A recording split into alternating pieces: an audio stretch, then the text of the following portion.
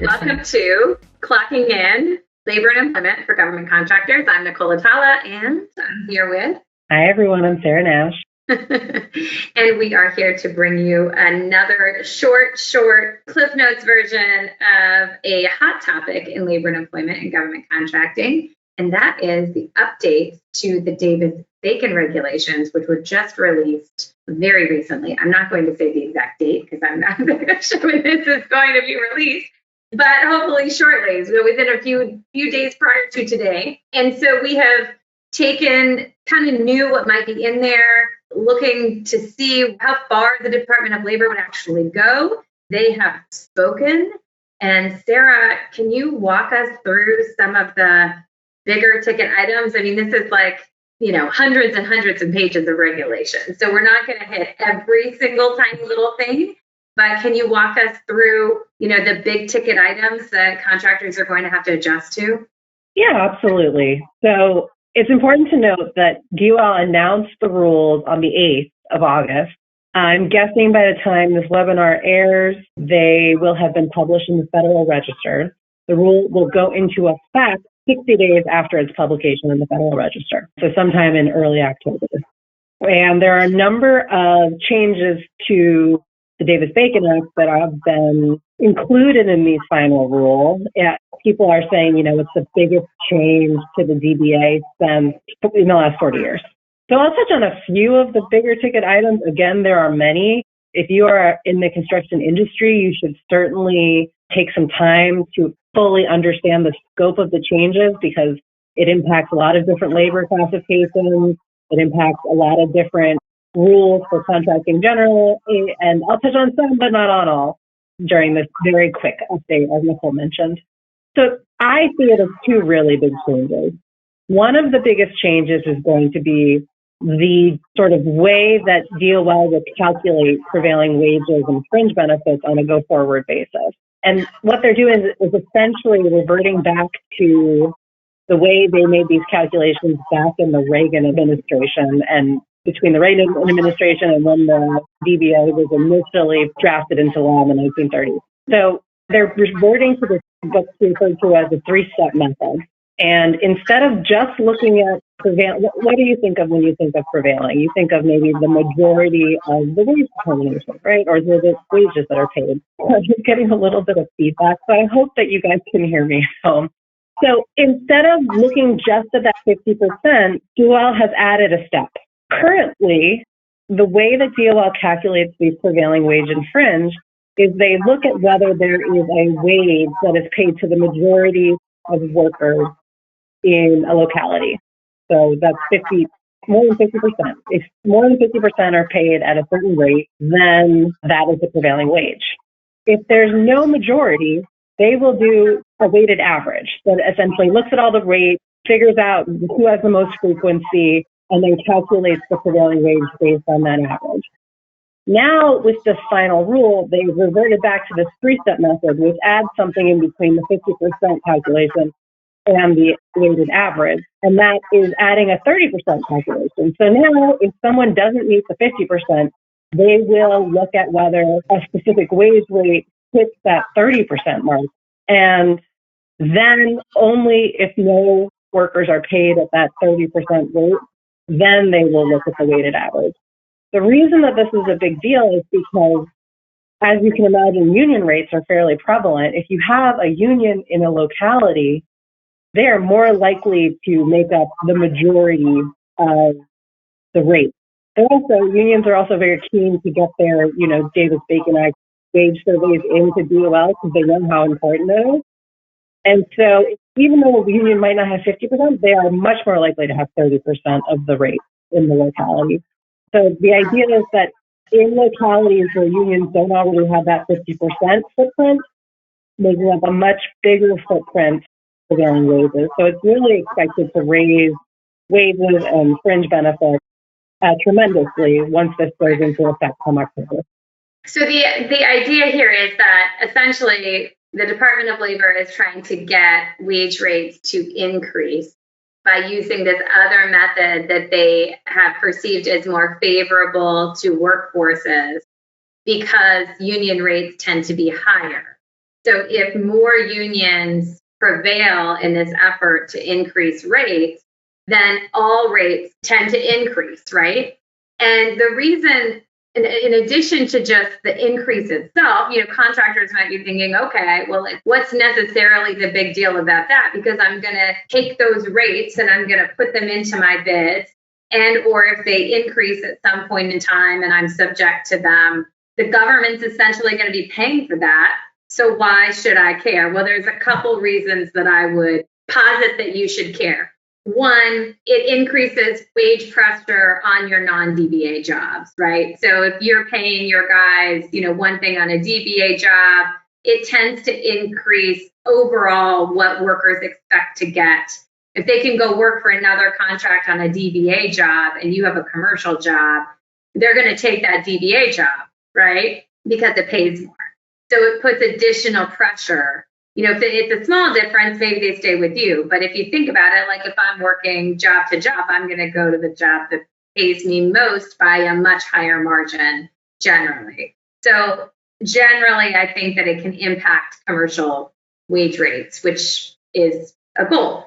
But two, the other change that I think we could get into is this idea that contractors may have to foot the bill for those wage increases to the extent an increase is applicable to a project because it's delayed or whatever, new wage determination comes out.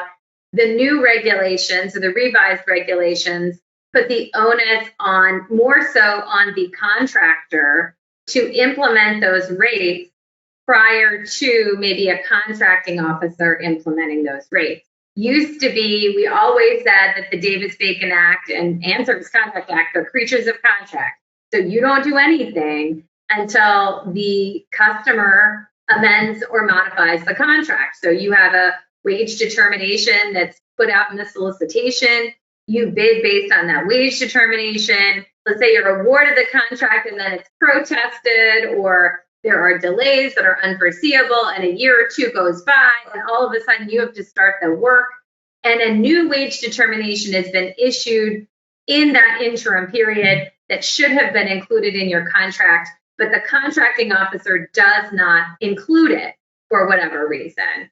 Used to be that we'd say, follow what's in your contract, follow what's in your contract, follow what's in your contract. The new rules change that, don't they, Sarah? Yes. Now they are referring to the DBA as operative, by operation of law, which essentially means they no longer have to wait for the agency to go in and correct their mistake. For example, if they omitted a wage determination or they left out the DBA FAR clause entirely, DOL can go straight to the contractor and say, well, this applies. It basically applies the Christian doctrine in these circumstances and says, well, you're responsible for paying the right wages and the prevailing rate, regardless of whether the agency got it right or wrong. Right. So if generally rates are increasing because of the way that they analyze survey data, and now there's a greater onus on contractors to implement these rates before the contracting officer necessarily does, if they should have, then you're going to have to foot the bill for a longer period of time until you can work out the contractual issues with the contracting officers. And we have, by the way, a whole host of questions about how this is going to work in practice. It seems to us that the federal acquisition regulation is going to have to be updated. How are you going to go and get that price adjustment? Are there traps where you might implement something because DOL says you should, but they don't force the contracting agency to? So you have this weird, how do I qualify under the current rules to actually get my price adjustment? So there are a lot of questions that we still have to flush out and try to answer as to how this is going to work in practice. But I think the general idea is that you should be prepared to have to implement wages, particularly if there are delays. Like if everything goes perfectly, you're awarded a piece of work, that work is a month long, you complete, if everything goes swimmingly and like it should, you shouldn't have an issue. The problem is when you get projects that are delayed, they stretch out over periods of time, contracts don't get updated, then we have a problem. Right. And change orders. So there's a lot more scrutiny in the new regs on, annual updates for certain types of contracts. And so the question is, DOL wants to have everyone believe it's really straightforward every year. Depending on the contract, these wage determinations are going to be increased, but it's now kind of the onus is falling on the contractor. So figuring out which version of the wage determination suddenly is a lot more important and has a lot more potential consequence if you get it wrong. And implicates the price adjustments clause, right? So, we're going to have to see how interpretation of the price adjustments clause 52222-43 will be impacted by these changes, which I think is another question we're noodling, and we'll probably need to update you. Any other topics that contractors should be aware of? Yeah, there are some quick things. There's a new non-retaliation requirement that could have some pretty intense penalties, such as debarment for being found to have retaliated against employees who brought up concerns about DBA compliance. There are new record-keeping requirements and obligations to include employee emails and contact information on certain records that you keep. There's a new definition to the site of work. There are new parameters around different labor categories. So these are just to name a few. The other thing that I do want to highlight for folks is that DOL seems to be walking away from conformance. It seems they've gotten tired of issuing conformances based on each contract. Generally, the way it works is if you don't have enough data to come up with a prevailing wage or fringe benefit for a certain labor category, then DOL will have you just fill out a conformance. They're not doing that anymore. They're basically going to calculate a prevailing wage and fringe benefit for common conformed positions and include those in wage determinations on a go-forward basis.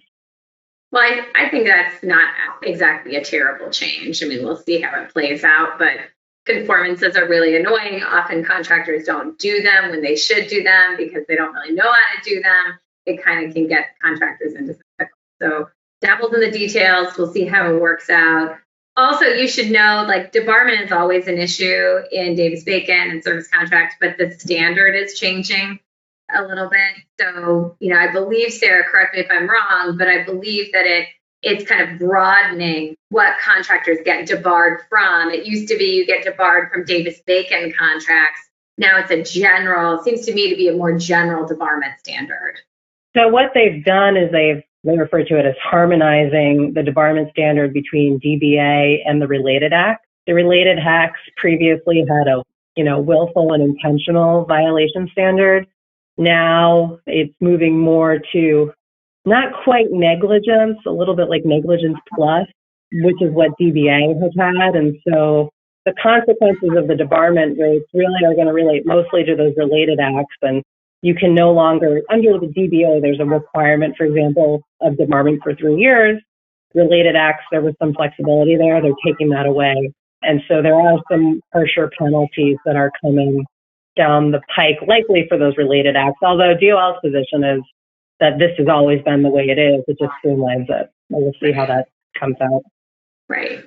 So we're going to try to take this a little bit piece by piece as we learn more information. We're going to try to keep folks updated. Look out for our posted blogs. Continue, checking in to clocking in. Hopefully we'll put out some training and things like that as we find out more and as this regulation is implemented. So thanks, everyone. We'll talk to you soon.